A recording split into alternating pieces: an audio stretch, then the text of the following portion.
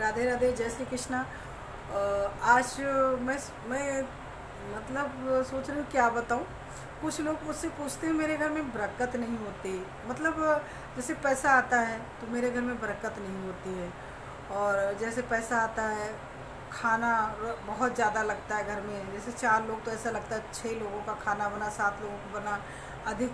तो आप अगर ऐसा किसी के साथ ऐसा हो रहा है तो आप भगवान को भोग लगाना चालू कर दीजिए। मतलब भोजन कभी भी बिना भगवान को ग्रहण कराए नहीं करना चाहिए। कुछ लोग होते देखते हैं कि जैसे ही खाना बनाएंगे, जैसे भोजन बना और बनाते ही वो मतलब सब्जी पकी, एक तरफ खाना चालू कर दिए।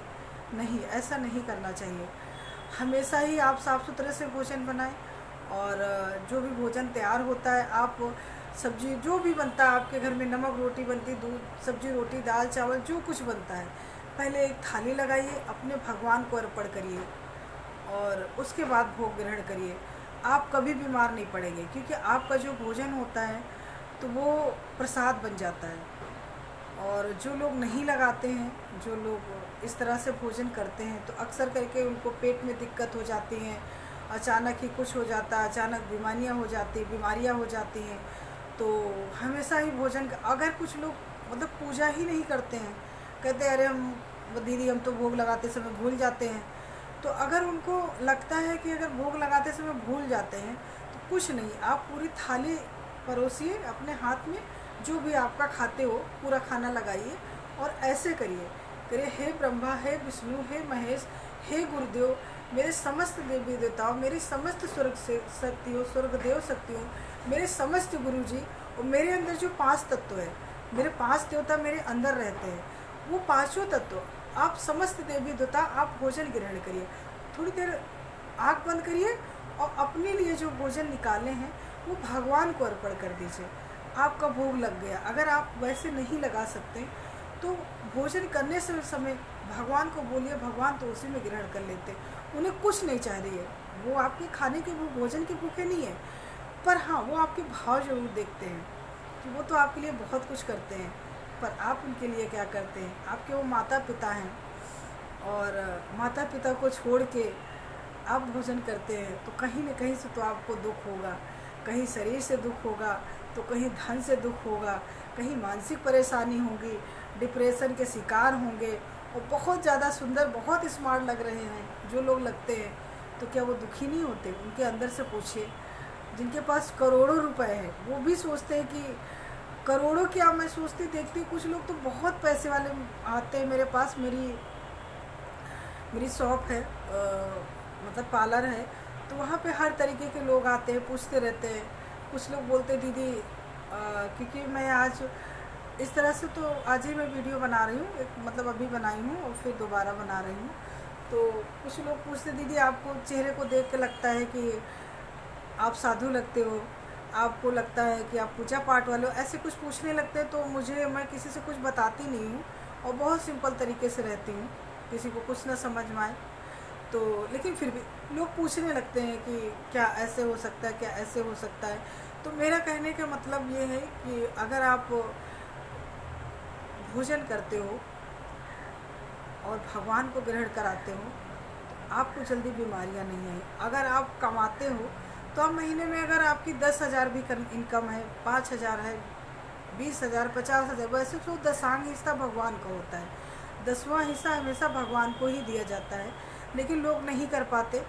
और भाई सभी के पास खर्चे हैं, तो आप अच्छे कार्य में महीने में चाहे 200 रुपये कहीं पे दान करें, या मंदिर में चले जाएं, या बहुत गरीब लोग जो होते उनको दान कर दें, या आपके गुरु हैं वहाँ पे मतलब किसी अच्छे कार्य में लगा दें, तो आपके घर बीमारियाँ तो नहीं आएंगी।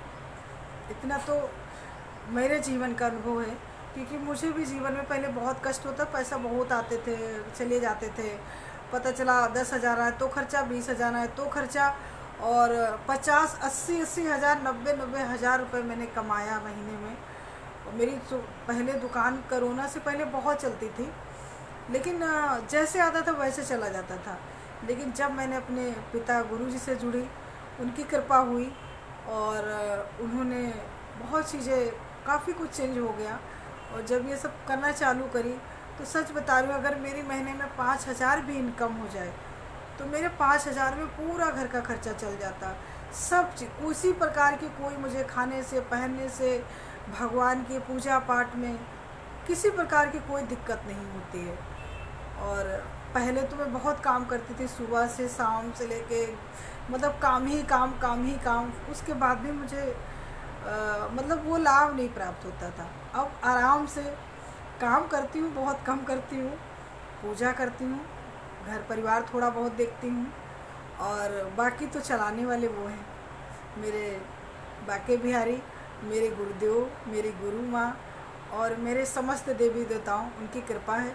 मैं सब उन्हीं पे छोड़ देती हूँ। अगर मुझे कोई टेंशन होती है तो कभी भी ये मत सोचा करो कि मुझे करना है। अगर आप कर्म करिए, कर्म जब तक कर्म करेंगे तभी आपको फल मिलेगा, क्योंकि बिना कर्म के कुछ मिलता नहीं है। तो लेकिन कर्म करते हुए जैसे आपको दिक्कत या कोई परेशानी है तो आपको लगता है, कुछ लोग बोलते हैं हमें ये करना, हमें वो करना, हमें बच्चों को शादी, मतलब इतना ज़्यादा बात करके इतनी निगेटिव बात करते हैं कि समझ में नहीं आता है कि इनको क्या समझाएं। अगर ऐसा लगता है तो आपको, अगर कोई रास्ता नहीं आता तो हमेशा आप बोलिए, हे प्रभु, तन भी मेरा, मन भी मेरा, मेरा जीवन भी सब आपका, मैंने सब कुछ मैंने आपको अर्पण कर दिया, मेरा कुछ भी नहीं है और सब प्रभु आपका है। और एक बार भगवान को समर्पण करके देखिए तो घर तो आपका, जीवन तो फिर वो चलाते हैं, आपको दुख हो ही नहीं सकता है। और जब आप सोचेंगे कि मुझे ही सब करना है, मुझे तो बच्चों की शादी करना है, मुझे तो कमाना भी है, मुझे में घर बनाना है, सब मुझे करना है, अगर नहीं आया तो क्या होगा। ऐसे भी लोग मुझे मिलते हैं कि मुझे बिटिया की शादी करना है और क्या होगा, मतलब इस तरीके की चीज़ें होती हैं। तो लगता है कि ऐसी चीज़ें नहीं होना चाहिए। खैर होती है, टेंशन सभी को होती, थोड़ा बहुत तो होता है।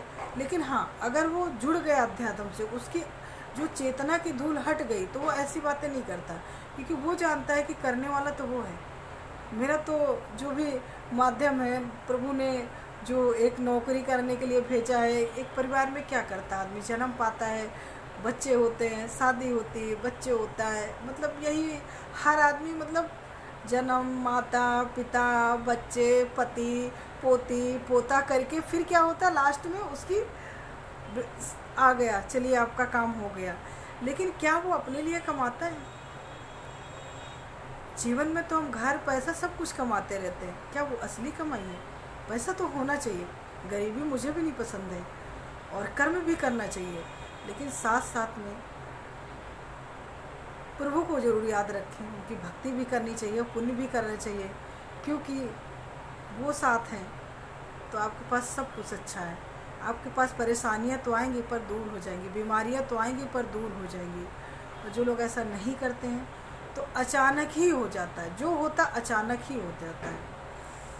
और अब मैं यहीं पे अपनी वीडियो रोक रही हूँ, क्योंकि बहुत लंबा वीडियो हो गया। राधे राधे, जय श्री कृष्णा, जय गुरुदेव। आप लोग खुश रहो, मेरा बेटा या बेटी, मेरे बहन भाई, जो लोग मेरी वीडियो देख रहे हैं उनके लिए बहुत बहुत धन्यवाद।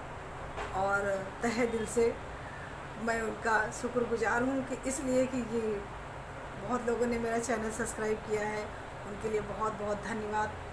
और सबको आशीर्वाद, सब लोग खुश रहो, मग्न रहो और भगवान की भक्ति करो। राधे राधे।